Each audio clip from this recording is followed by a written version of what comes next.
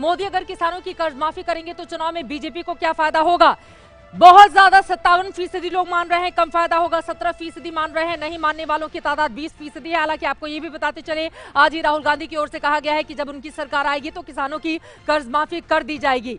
लेकिन यहां पर दिमाग में आपसे जानना चाहूंगी, बहुत ज्यादा 57%, लेकिन उहापोह में है सरकार, कर्ज माफी करेगी या फिर नहीं करेगी? या पर अगर आप देखें तो नरेंद्र मोदी खुद कह चुके हैं कि एक तरीके से लॉलीपॉप है। और बड़ी बात यह है कि क्या आप कर्ज माफी करके किसानों को मनवा लेंगे अपनी तरफ? आप लगातार कहते रहे कि लागत और 50% फायदा आपको दिया जाएगा।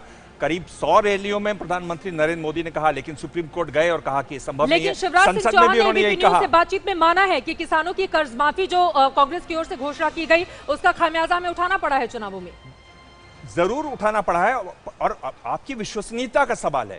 यानी आप लगातार कहते रहे कि हम आपके लाभ का 50। और देखिए चित्रा, मैं आपको बता दूं, और ये आंकड़ा बहुत जरूरी है, कितना भी कम समय हो आपके पास। एक सर्वे हुआ था 2 साल पहले जो बताता है किसानों की सालाना आय किसान परिवार की 20,000 रुपए है, यानी 1700 रुपए महीने कमाता है किसान। उसकी आप मदद करने को तैयार नहीं है। लगातार आपने कहा कि आप जो लागत है 50% साथ देंगे, सुप्रीम कोर्ट में आप मना कर दिए। और अब आप कर्ज माफी की बात करें ये कहने के बाद, जबकि प्रधानमंत्री ने स्वयं का ये लॉलीपॉप है, आप पर विश्वास कौन करेगा? एक बहुत छोटी सी बात, नरेंद्र मोदी गुजरात के मुख्यमंत्री के समय से एंटी सब्सिडी के तौर पे अपने आप को प्रोजेक्ट करते थे। अगर वो आज कर्ज माफी और अलग अलग किस्म के सब्सिडीज को एक्सप्लोर कर रहे हैं तो इतना मेजर रिवर्सल पॉलिसी का ये एक संकेत दिखाता है कि वो कितनी राजनीतिक संकट में है। ये है ABP न्यूज, आपको रखे आगे।